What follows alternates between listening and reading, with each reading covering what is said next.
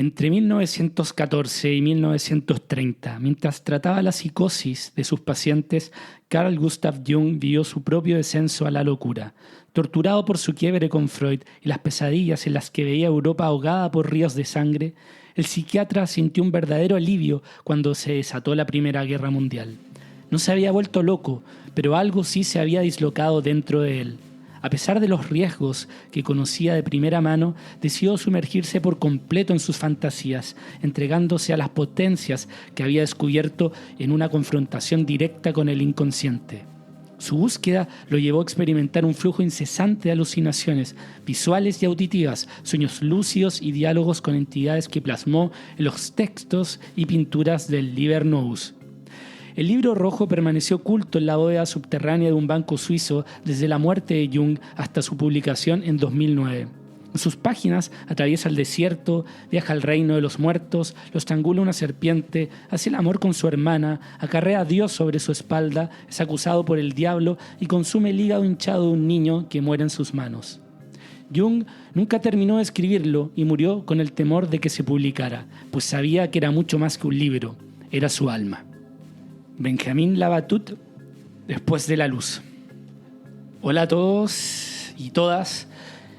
Vuelvo aquí con la segunda parte del libro rojo de Carl Jung. El episodio anterior fue más de introducción, más de conceptos, porque es un libro abstracto, narrativo, denso. Así que si no han escuchado el episodio anterior, es absolutamente necesario, indispensable, que escuchen el anterior. Y antes que entremos acá al contenido, al libro, especificar unas cosas, que aquí va a salir bastante la palabra Dios, por ejemplo, el infierno, cielo, etc. Cosas muy, muy religiosas en realidad. Pero hay que olvidarse del sentido cristiano, el sentido secular en el que hemos sido más educados. Aquí él utiliza la palabra Dios como nuestra psiquis, nuestros valores, nuestra personalidad. Y aquí Jung se encuentra con muchas figuras, personas, criaturas mitológicas. Es un viaje de autoconocimiento del mismo. Y todo esto ocurre en sueños, en visiones. Recuérdenlo, pero también olvídenlo en algún momento. Pero sobre todo en esos momentos en que se puede tornar demasiado esotérico o paranormal, recuérdenlo, pero cuando entren en esa fantasía y les haga sentido, olvídenlo. Conéctense con ese lugar al que los voy a intentar de llevar, que voy a narrar, como en los sueños, donde por muy fantástico que sea su contenido, nos parece relevante y completamente verosímil. Es tanto así que algunas veces, uno amanece tal vez con lágrimas, con un gran entusiasmo a enfrentar el día. Así que espero que disfruten el programa. Jung empieza el libro rojo con su Liber Primus, la primera parte, en que empieza a hablar del suprasentido, el cual es la fusión del sentido y el contrasentido que les hablaba en el episodio anterior. Gracias a esta unión tenemos pistas de lo venidero, lo que no muere. Jung se da cuenta por su falta de mito que no ha vivido ni alimentado su espíritu de la profundidad, que es el pasado y los ancestros. Para eso, Jung ve que tiene que ir al desierto, a buscar la soledad, a conectarse con los antepasados. Tiene que huir de todo lo externo, los ruidos de la época. Se debe preparar para la soledad, como hacían los antiguos que iban al desierto en ayunos a buscar alguna fuerza que permease en ellos. Eso mismo lo describe Labatut en Un verdor terrible, en el capítulo de Heisenberg, en Helgoland, en la isla del Mar del Norte, en el norte de Alemania. Cuando Heisenberg se pone a leer a Goethe, este libro de poesías de diván de Oriente y Occidente. No es algo que Jung haya inventado, como todos los viajes y encuentros que le ocurren, son arquetípicos, o sea, patrones universales y simbólicos que residen en el inconsciente colectivo, o sea, en la parte de la psiquis que pertenece a todos los seres humanos. El desierto es un símbolo del sacrificio, del aislamiento. El espíritu de la profundidad se debe preparar para la soledad. Y en ese camino es interno y personal. Nadie te puede guiar. y a través de su complicidad de abrazar esa soledad se llega al amor mutuo y a la comunidad, no al revés. Suena un poco contraintuitivo, pero es lo que le ocurre al Zaratustra de Nietzsche, que vive 10 años en las montañas aislado y solo, pero solo ahí es cuando puede volver con la gente y interesarse en ellos, después de conocerse a sí mismo.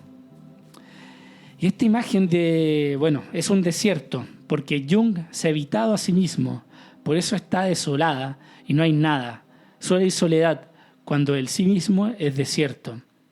Y el sí mismo, recordemos, que es el arquetipo de la totalidad, de la conciencia y la inconsciencia. Entonces, ese desierto hay que plantarlo. Para encontrar el alma, los antiguos iban al desierto, como os decía con el ejemplo de la Batut, iban a la búsqueda de imágenes de lo venidero. Cuando la fuerza creadora se vuelve hacia el alma, ésta se pone verde, produce frutos. Las palabras que oscilan entre el sinsentido y el suprasentido son las más antiguas y verdaderas. Reitero, la fuerza de las imágenes son la sabiduría ancestral. Manifiestan el inconsciente colectivo. La riqueza del alma son las imágenes, y quien posee estas imágenes posee la mitad del mundo, porque entra en contacto con el espíritu de la profundidad, ya que el espíritu del tiempo, de la época, te ha mentido, por lo que tienes que presentarte en estos sueños como un caminante cansado y humilde. Es el momento de la sumisión al alma o psiquis y al camino que ésta te dicta.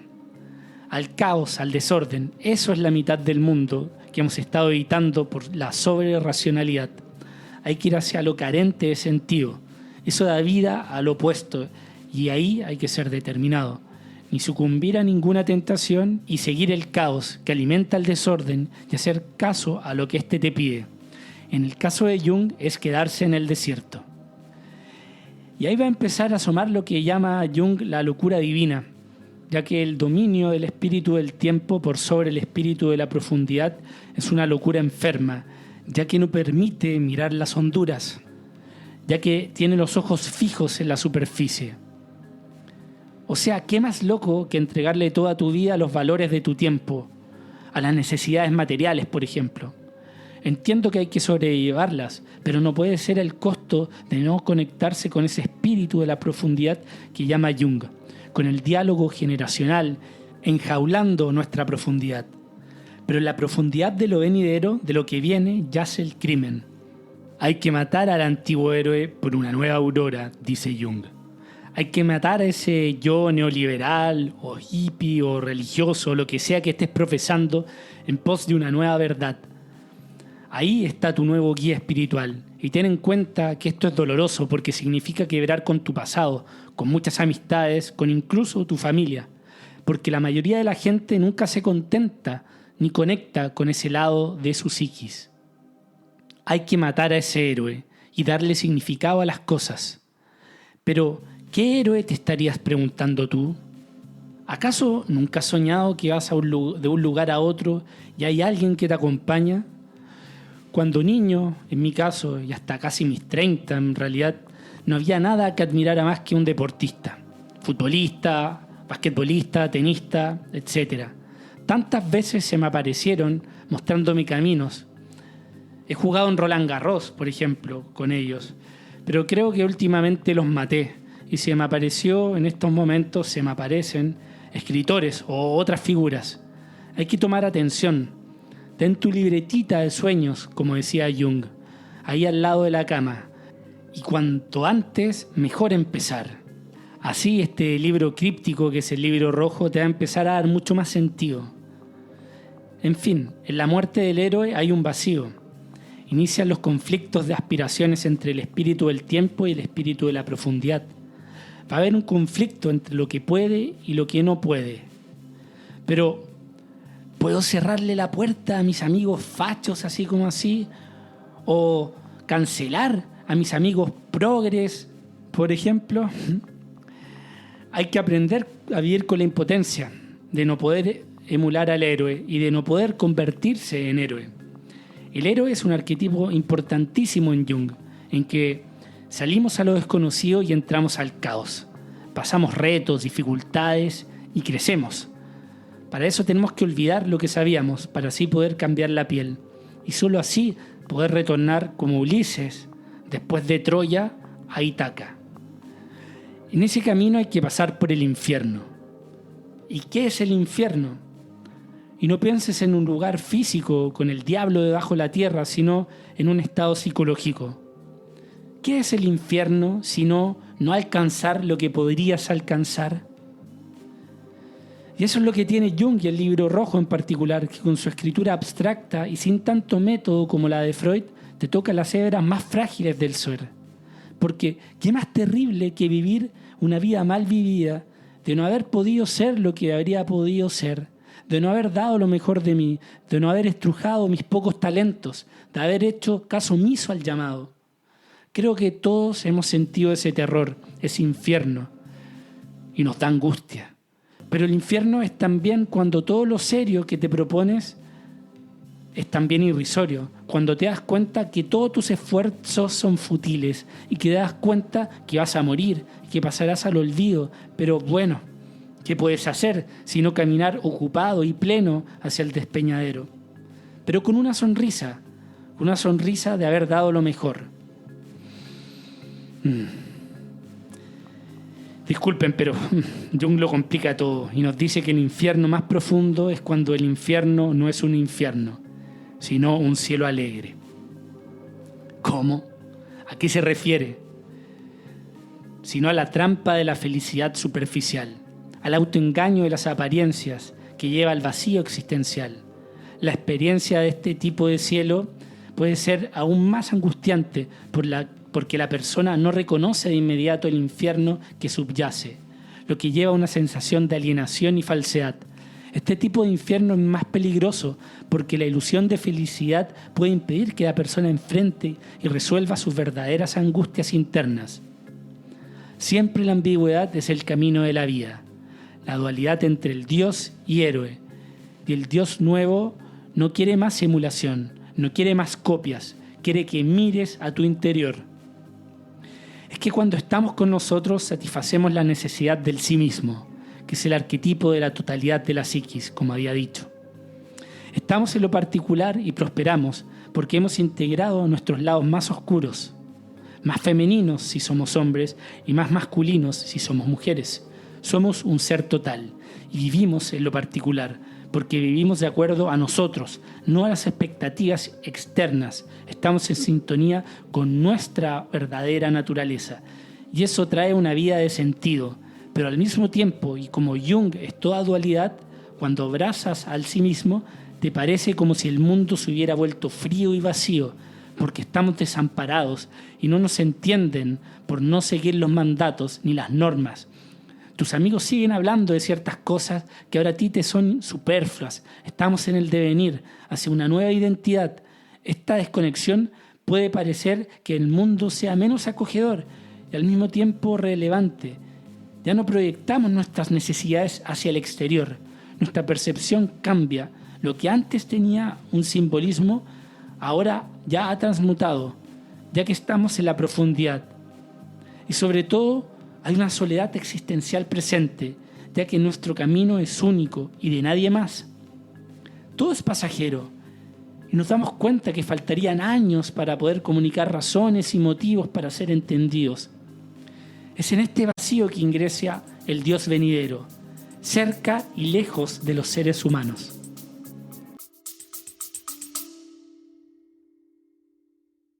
Hola, te robo 20 segundos de tu tiempo antes del podcast. Te invito al Club de Lectura En el Camino, un espacio literario donde nos juntamos a discutir sobre libros, personajes, tramas, interpretaciones, de cosas que nos importan, pues. Es una manera activa de apoyar al podcast. Puedes preguntar las condiciones vía Instagram en Nico En el Camino o por correo en contacto@enelcaminopodcast.com.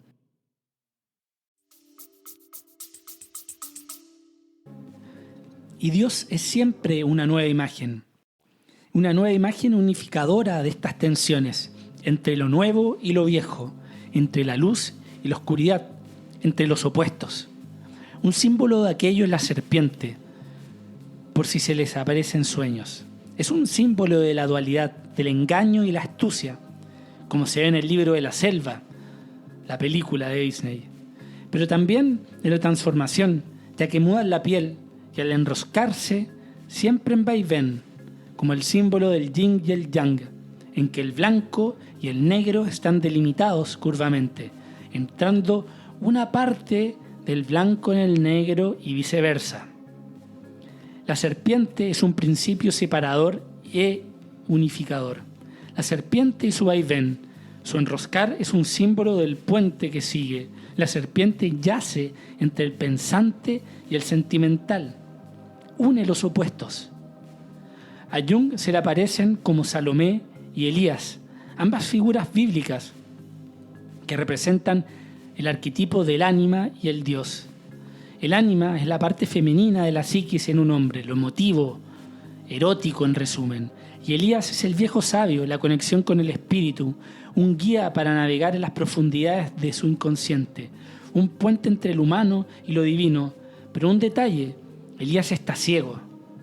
Salomé y Elías aparecen juntos, simbolizando la dualidad y la complementariedad de lo femenino y lo masculino. Lo erótico y lo espiritual, lo instintivo y lo racional. Su interacción refleja la necesidad de integrar estos aspectos duales en la psiquis para alcanzar la totalidad, el sí mismo. Solo así se llega al suprasentido que hablaba en el inicio, que es un nivel más alto de comprensión y significado que surge cuando se reconcilia los opuestos extremos. Esta reconciliación no solo resuelve el conflicto interno, sino que también permite acceder a una conciencia más profunda y un sentido de totalidad que trasciende la dualidad. En este camino van a haber tentaciones a desviarse. Eso es lo que representa de un modo Salomé en Jung, la cual puede ser una figura de otro género para otra persona. Lo dejo claro. Jung habla de lo importante de la añoranza como el camino de la vida. Nos sugiere que este anhelo es lo que da dirección y propósito a nuestra existencia. Es el impulso que nos lleva a seguir adelante, a superar obstáculos y a probarnos, a buscar algo más allá de lo que conocemos, a meternos en lo desconocido, a un anhelo de conectarnos con algo más elevado de la vida, un impulso que nos lleva a buscar más allá de lo material, con conectarnos con el misterio y lo que nos supera. No confundir entonces el deseo freudiano con esta añoranza, ya que ésta va en busca del propósito de la vida. Pero ojo, demasiada añoranza también traiciona, ya que cuando es algo inalcanzable o imposible, trae un estado de constante insatisfacción. Como siempre en Jung, todo es dual. A la izquierda es día, a la derecha es noche. Opuestos deben luchar, son serpientes, necesidad de la totalidad. Debes seguirte a ti mismo y dejar de andar por caminos extraños trazados por otros. Y es difícil, porque ser tarea de uno mismo nunca será un placer, es un peso. Hay que convertirse en propio creador, sumergirse en mi símbolo, en tu símbolo. Eso te transforma, te impide conocer el más allá, seguir solo el orden. Debes conocer e incorporar el caos. El espíritu de este tiempo nos ha condenado a la prisa. No tenemos pasado ni futuro, todo es inmediato. Eso es lo urgente. Necesitamos la vida de la eternidad, de esos símbolos para la vida con sentido. En la profundidad albergamos pasado y futuro que permiten así, a través de este misterio, que el ser se redima a sí mismo. Hay que buscar y escarbar en estos símbolos, así se cae en el misterio. Créate a ti mismo, eso conduce al camino. El espíritu de la humanidad impone el autosacrificio. El amor es vidente, pero el placer es ciego. Ambos principios son uno en el símbolo de la llama. El misterio me mostró en la imagen lo que luego habría de vivir, pero no poseía nada de aquello, tenía que adquirirlo. Y así termina el Liber Primus, o la primera parte del Libro Rojo, con su unión con los opuestos, con el alcance del suprasentido. Toda esta integración del inconsciente cambia finalmente la personalidad del ser al integrar el ánima. El hombre se convierte en un ser de voluntad y de sabiduría superiores. En el caso de la mujer se convierte en la gran madre, creadora y fecundadora. Es al final un dominante del inconsciente colectivo, el arquetipo del ser poderoso, el héroe, el caudillo, el mago y el amigo de Dios. Pasemos al liber secundus. Sin el contrario no hay progresión, atracción y repulsión, razón y energía, amor y odio son necesarios a la existencia humana. De esos contrarios nace lo que los religiosos llaman el bien y el mal. Bien es lo pasivo que obedece a la razón, mal es lo activo que surge de la energía. Bien es cielo, mal es infierno. William Blake, Matrimonio del cielo y el infierno. El liber secundus inicia con Jung siendo visitado por un jinete. En general, el liber secundus, Jung se encuentra con muchas figuras simbólicas. En este caso, el jinete rojo, que es el diablo que lo intenta chantajear con la alegría. Quien prueba esta alegría se olvida de sí mismo, y no hay nada más dulce que olvidarse de sí mismo. Así es, la alegría de olvidarse del peso y la responsabilidad a la cual hemos sido asignadas. Hay que aprender del misterio y tomar personal y seriamente los vagabundos desconocidos que habitan en el mundo interior. Lo diabólico de la alegría es que su fuego te arrastra fuera del camino, de tu propósito, que te lleva a una alegría superior, a la plenitud. Hay encuentros y diálogos porque deben haber aventuras. Si no te sucede ninguna aventura externa, tampoco te suceden internas. En la aventura conozco mis límites, así puedo alimentar el opuesto. Jung continúa así y se encuentra con una joven escondida en una casa por un señor distinguido que aparentemente es un sabio. Esta niña pareciera que es prisionera por este sabio, que es además su padre. Mientras el anciano lo desprecia y no quiere compartirle su trabajo, la joven se le aparece escondida y le comparte su sufrimiento y su historia, que pareciera ser la de un cuento de hadas, a la que Jung empieza a dudar y es escéptico a esta femineidad tan clásica. Pero lo más masticado, lo más cliché, siempre es verdad. Hay que ahondarse en lo femenino como hombre, vivirlo en uno mismo, o si no, seremos esclavos de ello toda la vida, buscando el placer y estaremos persiguiendo mujeres como esos viejitos que lo hacen solo por costumbre y mandato. Jung se ha encontrado con el arquetipo del ánima, simbolizado con esta joven prisionera del sabio. Conviértete en mujer y quedarás liberado de la esclavitud de la mujer. Y esto es lo mismo para el sexo opuesto, integrar el otro sexo. Esa es la completitud. El ser vive en dos mundos, el interno y el exterior. Ese es el valor del caos. Luego Jung se encuentra con un mendigo, siempre en sueños. Un ser que les causa rechazo. Es que hay que ocuparse de lo que provoca el desprecio, ira y repugnancia. Así le das un alma al desalmado, le das contenido y no lo caricaturizas. No se puede vivir en ambos lugares, en infierno y santuario, sino en el camino. Ahí estoy en el vaivén. Eso es lo que hace Buda cuando huye de su palacio a descubrir el mundo. El que no puede descender de su altura está enfermo. Todos tenemos un indigente en nosotros, hay que aceptarlo. En las alturas eres un ser individual y vives tu vida más propia, pero es importante descender a la vida común. Vivo la vida común y me percato quién soy. Somos un constante devenir, somos posibilidades. El ser que deviene percibe la vida. El ser que es estático, no, ya que el primero está en medio de la vida, está deviniendo. Y así continúa Jung hasta su siguiente encuentro en otro sendero en el camino. Esta vez en un valle con aire fresco y cielo azulado, y se da cuenta que llega a unas dunas y percibe unas huellas.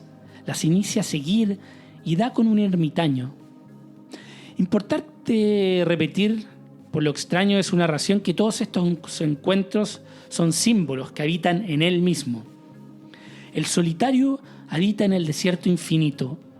Lo que está cercano a él tiene que ser simple y llano, pues la diversidad y lo complicado en la cercanía desgarra y destroza el resplandor. El solitario ama el desierto y el sol. Está eximido de toda preocupación y por eso toda su vida se dirige a los jardines florecientes de su alma. Hay una expectativa desbordante y deliciosa en el ser solitario. Pero el problema es que así se inicia un conformismo. Es tiempo de continuar y no conformarse con el sol cegador. La falta de límites del desierto infinito asusta. Por eso se deben buscar límites, para no perderse en lo vacilante, en lo infinito. El solitario es un asesino, asesina al pueblo, a los valores de estos. Rompe los antiguos muros sagrados, invita a entrar a los demonios de lo ilimitado, agranda el mundo en caos, pero solo en caos. Pero nadie ha de romper la palabra vieja hasta que se encuentre una nueva, un nuevo orden. El exceso de luz y fecundidad trae conformismo, y lo sabemos, ya que quien no comprende la oscuridad teme la noche, y quien logra honrar a la madre oscuridad e iluminarla, así puede dormir, y sólo así bajo el regazo de los milenios. Es que mediante la comprensión de lo oscuro, lo nocturno, lo abismal en ti te vuelve totalmente simple. Siguiendo su camino, Jung tiene un contacto con su sombra, abajo en lo profundo y solitario, donde lo dado por muerto es animado. Ahí los opuestos se mezclan, lo cercano con lo lejano. Ve al solitario aún en el desierto, de lejos, pero se da cuenta que es absorbido por este. Finalmente se convirtió en el desierto mismo. Es que la inconmensurable plenitud y el inconmensurable vacío son uno. Eso le ocurrió al ermitaño, al solitario por abandonar el mundo. Fue absorbido por él. Nuevamente esto fue obra del diablo. El diablo cautivó con el deseo al solitario. Es que él anhelaba encontrar en el exterior aquello que necesitaba. Pero el sentido múltiple lo encuentras solo en ti, no en la cosa. La multiplicidad da sentido, es una sucesión de significados. Jung continúa así su sendero, comienza a tener frío, hay un aire helado y también hielo en el suelo. Se aventura en tierras septentrionales. Es la muerte. Los seres necesitan un pedazo de muerte, pues demasiadas cosas incorrectas viven en ellos y demasiadas cosas correctas murieron en ellos. Si acepto la muerte, enverdece mi árbol, pues la muerte incrementa la vida. Se necesita de la muerte para cosechar frutos. Es que necesitamos el frío de la muerte, la finitud para ver claramente. La vida siempre quiere morir y vivir, terminar y comenzar. Ese es el equilibrio, las pulsiones que sentimos. Hay que hacer paz con esos opuestos. Necesitamos de la muerte. Solo así acogeremos los nuevos frutos de la vida. Es el momento del segundo nacimiento. Jung se encuentra con el mismo jinete rojo del inicio, ese que representaba al diablo, pero también lo divisa acompañado con el ermitaño. Ambos están envejecidos, gordos, deformes. Lo bueno y lo malo deben unirse. Son los ideales antiguos que están muriendo. Es que el esclavo de ideales impuestos no vive, sino que es arrastrado. Pero surge el problema porque al alejarme de los hombres, ellos no me ven más. Y si me ven, entonces están asombrados y asustados. Al alejarme de la humanidad, me quedo floreciendo como un árbol, pero estático. Estoy cansado de ser camaleón y adaptarme a todo. Quiero ser desde mi propia fuerza, como el sol que da luz. No quiero seguir el canon, ni el bien ni el mal. Sigo por mi camino. En mi camino propio, aquí nadie camina detrás de mí, y ya no cruzo el sendero de ningún otro ser. Estoy solo, sin embargo, colmo mi soledad con mi vida. Soy para mí mismo hombre, ruido, entretenimiento, consuelo, ayuda suficiente.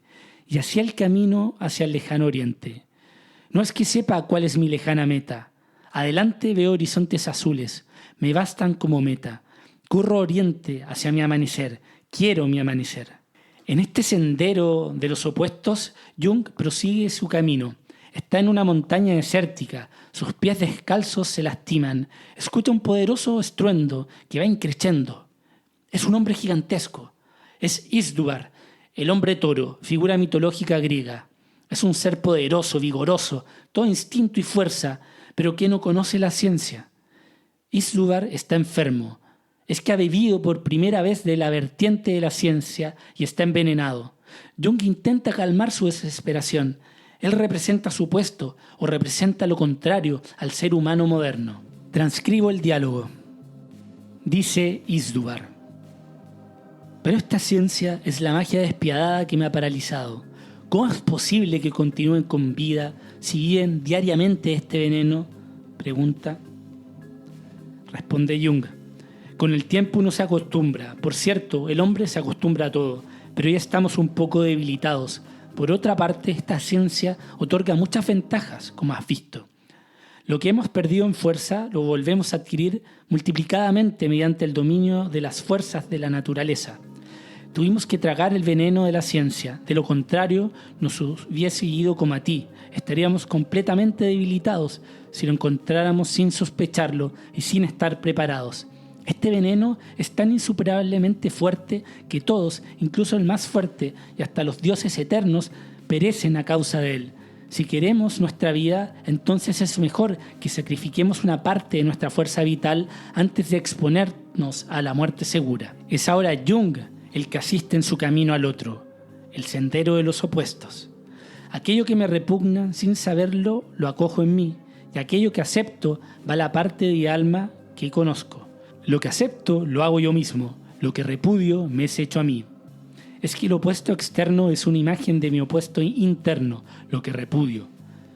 Es súper críptico, pero Jung en su autobiografía dice lo mismo, pero más simple. Todo lo que nos irrita de otros nos lleva a un entendimiento en nosotros mismos. Es la proyección de lo que nos repugna. Jung se refiere a cómo las personas tienden a proyectar en los demás aspectos de su propia psiquis, que no han reconocido o aceptado en sí mismos.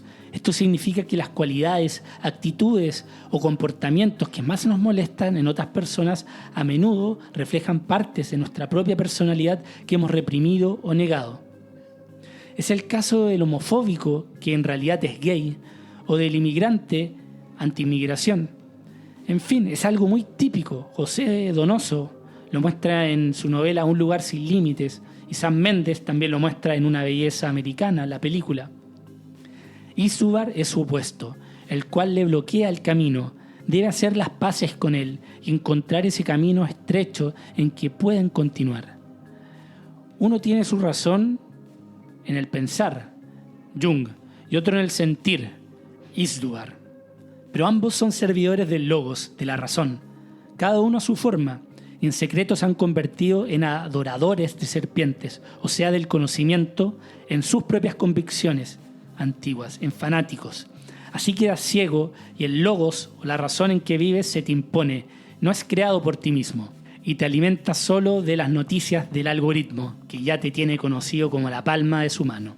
Jung intenta ayudar a su moribundo opuesto, cada vez más débil. Ya ha pasado un día, Isdúbar no se puede ni mover ahora, pero Jung entiende que en su sueño, en el inconsciente, pueden haber fantasías, así que lo imagina al hombre toro como lo que es una fantasía, lo modifica y comienza a cargarlo, y se dirigen hacia Occidente. Isdúbar representa Oriente, el vigor, el antiprogreso científico y la sinrazón. En el camino divisan a los antiguos dioses, al diablo y al sabio, deformes como viejas reliquias, desproveídas de todo poder. Finalmente llegan ligeros ante una pequeña casa, demasiado pequeña para que pueda entrar Isdúbar, donde sospecha que puede ser curado. Y Jung, siguiendo el poder de la fantasía, lo comprime al tamaño de un huevo y entra.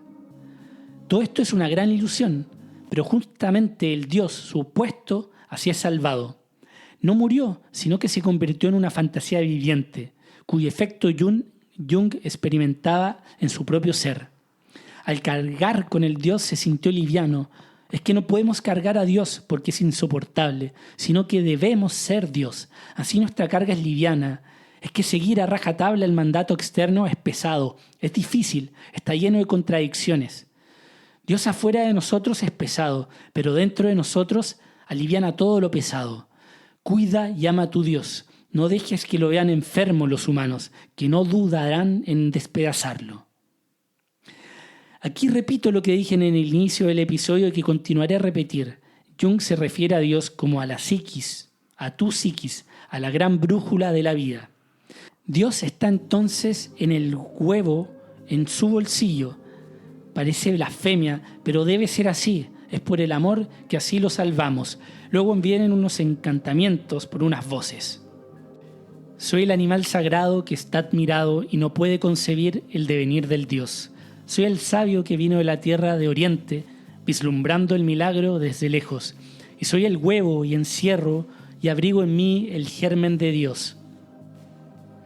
Las horas festivas crecen y mi humanidad es miserable y padece tormento, pues soy una parturienta. ¿Hacia dónde me arrebatas, oh Dios? Él es lo eternamente vacío y lo eternamente lleno. Nada lo iguala y Él iguala todo, eternamente oscuro y eternamente claro, eternamente abajo y eternamente arriba. Doble naturaleza en lo simple, simple en lo múltiple, sentido en el contrasentido, libertad en el estar atado, sometido cuando victorioso, viejo en la juventud, sí en el no. Isubar renace, pero este parto le ha quitado todas sus fuerzas a Jung, quien se encuentra cansado y sin voluntad.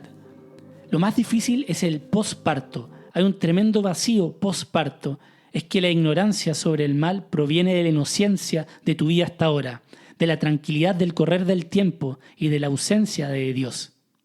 El ser está entre la plenitud y el vacío, y cuando crees que te has vuelto rico, te has vuelto pobre.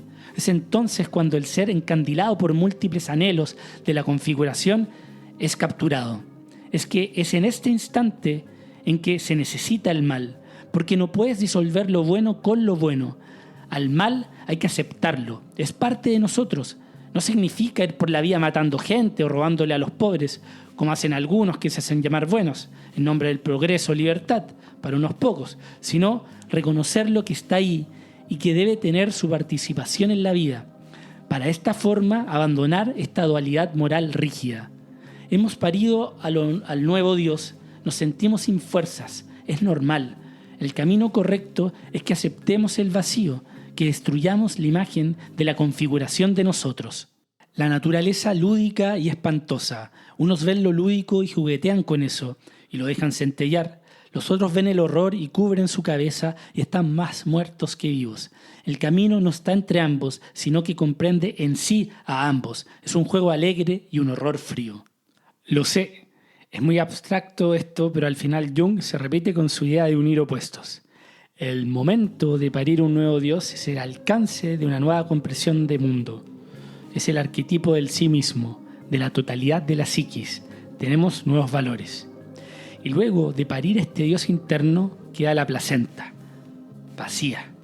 Y el vacío lo rellena el mal, que es el arquetipo de la sombra, lo que nos reprimimos a manifestar en esa sociedad. Porque si no, no se podría vivir. Son las ganas de matar a tu jefe o de pegarle al tipo que no recoge la caca de su mascota. No lo haces, pero en tus pensamientos más oscuros sí lo piensas. Y esta sombra creadora debe manifestarse. Nadie debe asombrarse de que los hombres estén tan lejos uno de los otros, de que no se entiendan, de que combatan y se maten entre sí. Nos debemos asombrar más bien de que los hombres crean estar cerca uno de otros, entenderse entre sí y amarse. Dos cosas quedan por descubrir: el abismo que separa a los hombres y el puente que podría unirlos. Pero lo único que no sabe hacer el mal es sacrificarse. Jung ahora se encuentra en un valle de serpientes, se encuentra con una muñeca despedazada, una niña muerta y salvajemente herida y una mujer tranquila a su lado. Comienza un diálogo de espanto entre Jung y esta mujer. Esta última le dice que se calme, que cosas similares suceden todos los días, que de ser así debería enfurecerse todos los días. Luego le dice que se coma el hígado de la niña, ya que si quiere expiar el crimen, él debe hacerlo, porque es culpa de todos, a lo que después termina sintiendo. El hombre no puede llegar a llevar a cabo este acto solo por sí mismo. En eso le ayuda el mal. Tiene que reconocer la culpa compartida. Mediante esta acción reconoce que es un ser que reconoce el bien y el mal en sí mismo. Asumirse como portador del mal, mezquino y egoísta. ¿Cómo quieren disfrutar el pan y el vino dignamente si no han tocado el fondo negro de la esencia humana? Jung reconoce el mal en sí mismo, luego aparece en la gran biblioteca y se encuentra con un señor pequeño y obeso. Es el encuentro con el símbolo de la persona que olvidó la vida animal, por ejemplo, Cristo. O sea, esta persona no vive en su totalidad. El animal, a diferencia, vive decente y fielmente la vida de su especie, con nada por encima ni nada por debajo. Hay que rebajarse al instinto animal para poder ser justos con nuestros pares. Si no, nos creemos superiores o inferiores por cosas materiales o circunstanciales como el mérito, que muchas veces solo es herencia o color de piel. Necesitamos redimir a los antepasados, a los muertos. Hay que tener respeto por el gran escalón, por el gran escalafón, del que somos solo un peldaño. Solo así ganaremos su respeto y la aceptación de los muertos. Una nueva redención es siempre una restauración de lo antiguamente perdido. Y quienes más sufren los influjos de los muertos son aquellos vivos extraviados en la superficie, los que no los han escuchado, y ellos piden redención, piden ser escuchados. Ellos están en los sueños, en los símbolos, debemos seguirlos.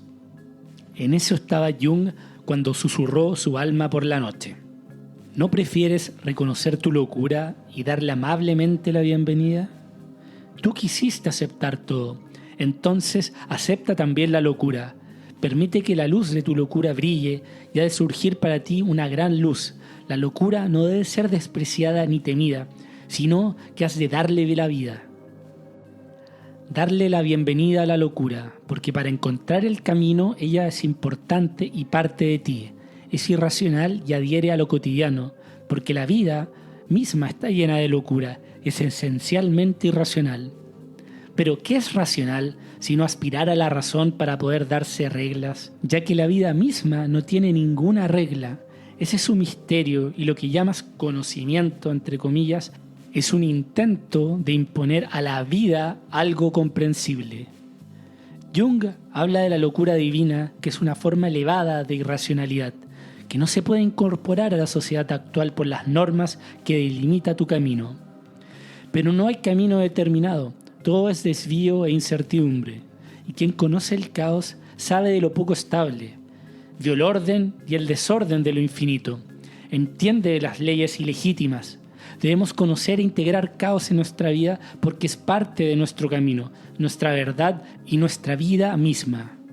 Hay que escuchar ese susurro, esa voz en las horas más oscuras de la noche que te habla. Eso es lo ínfimo de la vida, es lo que escondemos, pero se conecta con lo superior. El germen es invisiblemente pequeño, pero de él crece el árbol de la vida. Entre los fuegos insoportables crece tu vida. Al aceptar lo ínfimo caigo en el caos, ya que muchas veces se contradice con los mandatos externos y sale en ti, irrumpe en ti el sol superior, y lo sabes porque te ilumina y te baña de calor, de sentido del fuego sagrado, que te desborda de emoción. Por eso quien aspira a lo más alto encuentra lo más profundo. Esa semilla es lo ínfimo, que crece si te mantienes calmo en la gran duda, como un árbol. ¿En él florecerá o no florecerá? El árbol ha de desprenderse de su bien y de su mal, porque regando solo lo bueno, el árbol se seca. Solo arriba y abajo ahora serán las coordenadas. Solo te es dado percibir la dirección del crecimiento, que va de abajo hacia arriba. Solo en el crecimiento, bien y mal están unidos. Y quien no soporta la duda, no se soporta. Mi discurso no es claro, ni tampoco oscuro, pues es el discurso de alguien que crece. Jung, en la siguiente noche, se encuentra con una cocinera gorda que lo despierta. Es el inconsciente colectivo. Le habla del riesgo de la vida unilateral, de la búsqueda de la seguridad sobre la verdad y el error. Es que la vida unilateral hace padecer la necesidad y el hambre. Debemos estar dispuestos a reconocer la demanda de lo otro en nosotros. Entonces podemos pasar a lo otro para satisfacerlo. Quien tiene la fortuna y la mala suerte de tener un don, o sea, un talento, cae en el engaño de creer que él es ese don, y eso es ridículo. Debe aceptar su otro, su yo, sin dones ni talentos. Así puede aceptar el don sin perjuicio. Si no, si vive solo en el don, vive en la desmesura y se hipertrofia. Debo aceptarlo con placer a ese ínfimo. El ínfimo es un sueño semejante a la muerte y necesita del calor de la vida que contiene, lo malo y lo bueno. Es el gran sabio que tiene conocimientos sobrehumanos, que crea orden de lo confuso. Es hombre y mujer a la vez. Si no pienso en el ínfimo, entonces te persigue como una sombra. Por eso te tienen por egoísta, pues no saben que andas con tu amigo y que a él le consagras muchos días. Hay que volver a lo pequeño y real, pues ese es el gran camino, el camino de lo venidero. Vuelvo a mi pequeña realidad y tomo un cuchillo y juzgo, sobre todo eso que creció sin medida ni meta, y empiezo a podar. Todo es tan bueno como nada, toca podar, porque si se retiene un poco y ya se tiene algo. Debo conocer y saber mi ambición, mi codicia, reunir. Tú puedes conocerte a ti mismo, con eso ya es suficiente. Pero no puedes conocer al otro y todo lo otro. Un conocedor quiere conocerse a sí mismo, ese es su límite. A continuación, Jung se encuentra con un mago. Es su alma que le incita a someterse a los enigmas y a lo absolutamente inconcebible. Hay puentes vertiginosos sobre abismos eternamente profundos. Pero sigue los enigmas, protégelos, llévalos en tu corazón, caliéntalos, embarázate de ellos. Así llevas futuro, abraza el misterio. ¿Qué miras alrededor buscando ayuda? ¿Crees que vendrá ayuda de afuera? Lo venidero es creado en ti y a partir de ti. Por eso, mira en ti mismo, no compares, no midas, ningún otro camino es parecido al tuyo. Y continúa. Ojalá todos los hombres y todos sus caminos pudieran volverse ajenos para ti.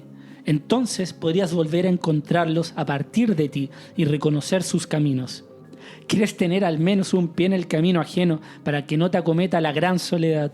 Para que mamá consoladora esté cerca de ti, para que uno te reafirme, reconozca, confíe, consuele, anime.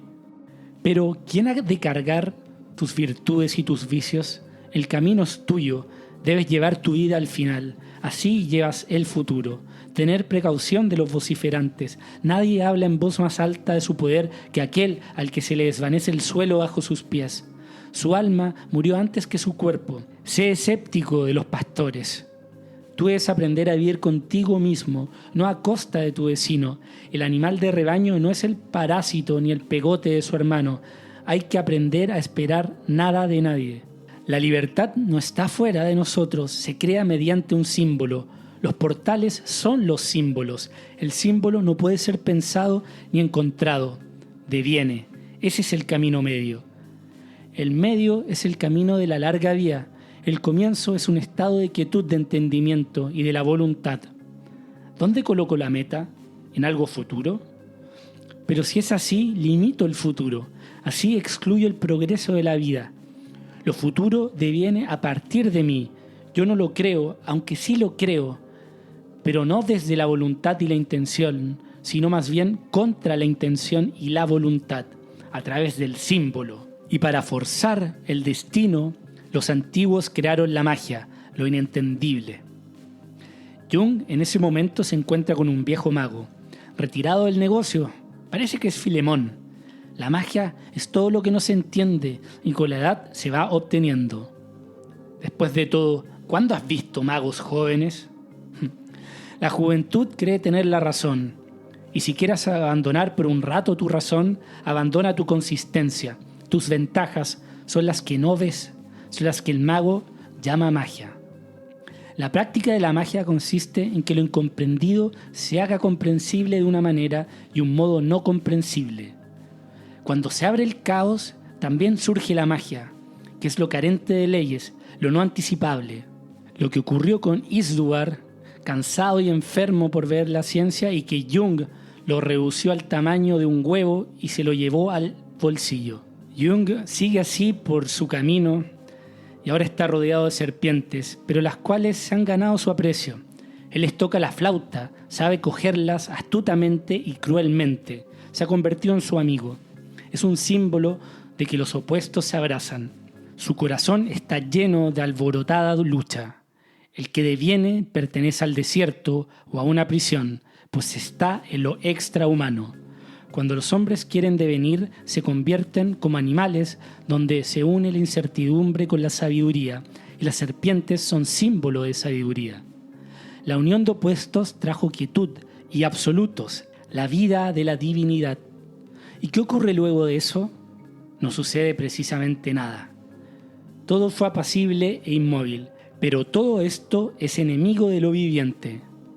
Ahí aparece Satanás o el diablo, que le quiere inculcar ambiciones, tentaciones, codicia, fama, porque lo absoluto es aburrido y vegetativo, según él.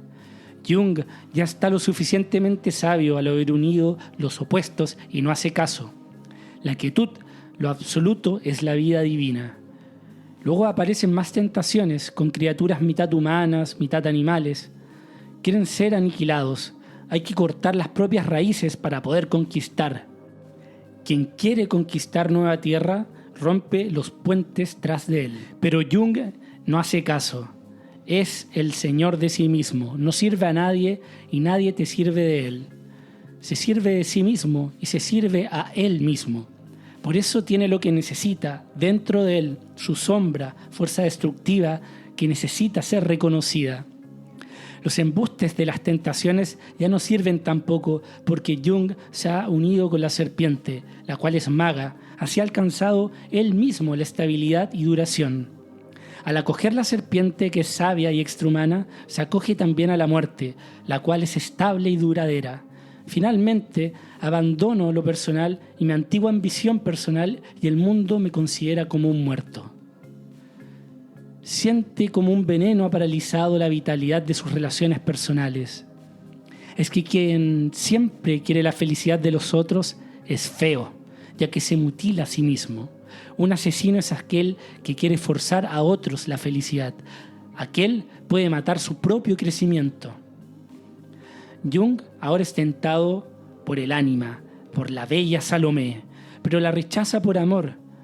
Pero no por el amor de pareja, sino por el amor al arquetipo del sí mismo, a la individuación, la cual debe integrar todos los aspectos de la psiquis. En lugar de fusionarse con ella, que es el arquetipo del ánima, con lo femenino, esto haciéndolo de manera inconsciente, Jung quiere fusionarse de manera consciente. Su amor no puede ser posesivo, que es lo que le ofrece Salomé, sino transformador. El rechazo de Salomé es una expresión de la importancia del amor espiritual y la necesidad de un equilibrio interno. Jung reconoce que para amar verdaderamente, primero debe entender y reconciliar los aspectos femeninos y masculinos dentro de sí mismo. Jung continúa así su viaje de autoconocimiento. La serpiente se ha transformado en pájaro, lo que simboliza una elevación espiritual. Sin embargo, ahora él se encuentra colgado, suspendido. Es que está colgado entre lo celestial y lo terrenal, que simboliza su conciliación de los opuestos, de manera pasiva porque está inmóvil. El estar colgado representa un sacrificio, el estar invertido con la representación del mundo con sus valores. El colgado es un símbolo que se encuentra en mitos, religiones, en el tarot, además, por ejemplo.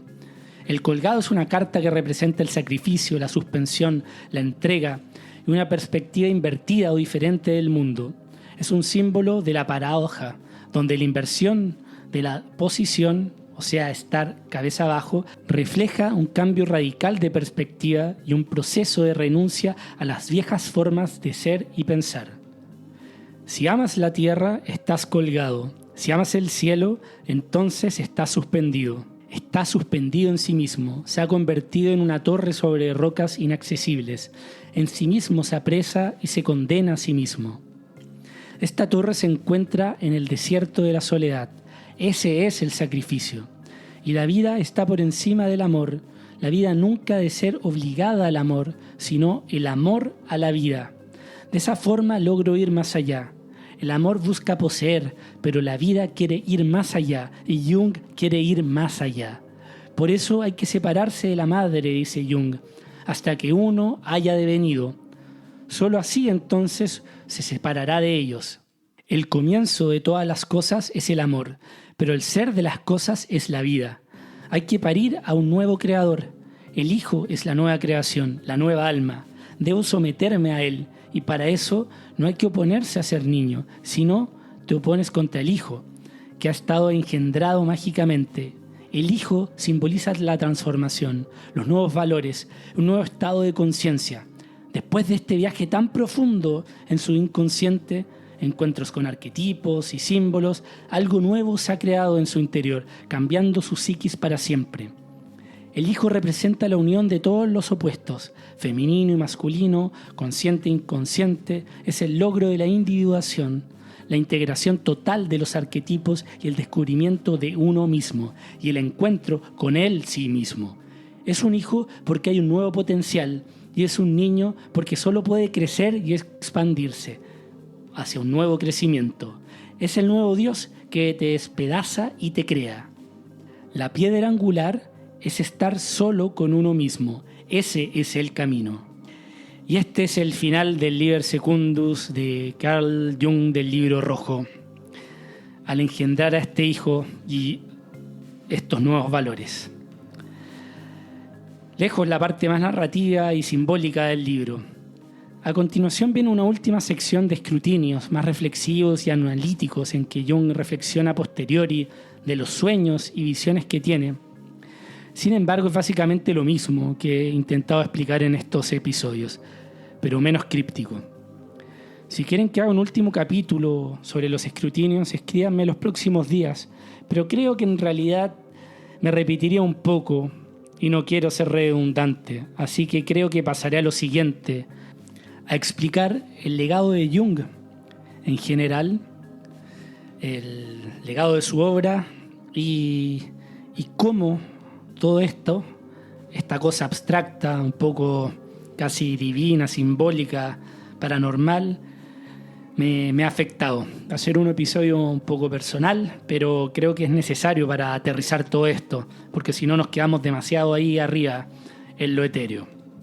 Así que me voy despidiendo, y como este ha sido un episodio especial, excepcionalmente para la primera persona que lo comparta el episodio desde Spotify a Instagram, tiene una invitación al club de lectura. Así que ya saben, atenti, y si les ha gustado el podcast, compártanlo, denle ahí un corazoncito en Spotify, inscríbanse ahí en Spotify y compártanlo, hagan boca a boca con la mamá, con ese amigo o amiga que siempre está dando la lata, contando sus sueños. Aquí hay material. Y si quieren ayudar de forma activa al podcast, lo pueden hacer a través del club de lectura y del Patreon. Hasta la vuelta. Chau.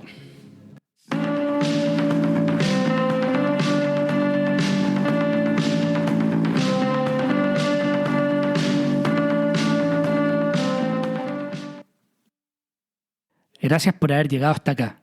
Si valoras el programa y no quieres perderte ningún episodio, puedes seguirlo en Spotify y dejar una reseña, que me ayuda un montón para ser encontrado más fácil en el motor de búsqueda. Para donaciones, contacto y más contenido, pueden entrar al sitio enelcaminopodcast.com y seguir las redes sociales de En el Camino Podcast en Instagram y Facebook, además de Nico Vergara y en Twitter. Gracias por aventurarte en el camino.